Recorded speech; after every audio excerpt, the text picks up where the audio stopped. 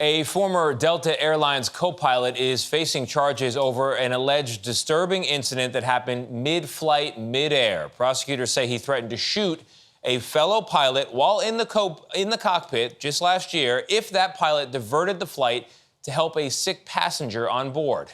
Kris Van Cleave has our report.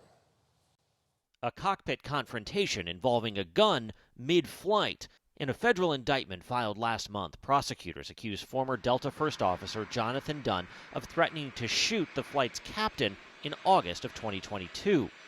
The Department of Transportation's Inspector General's office says Dunn allegedly had a disagreement with the captain who wanted to divert the flight due to a passenger medical event. Dunn allegedly told the captain they would be shot multiple times if the flight diverted. According to court documents obtained by CBS News, a Utah grand jury indicted Dunn 2 weeks ago on one count of interference with a flight crew.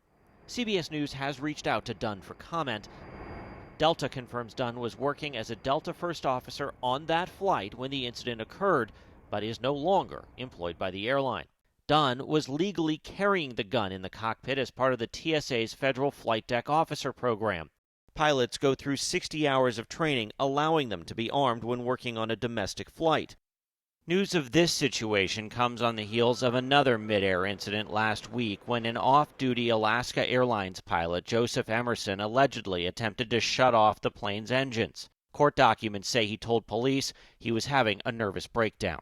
These two isolated issues, obviously both very concerning to the traveling public. Ross Feinstein, a former TSA press secretary, says these incidents will renew calls for getting pilots the resources they need.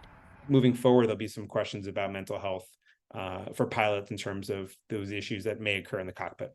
Dunn is set to be arraigned later this month. For CBS Mornings, I'm Kris Van Cleave in Phoenix.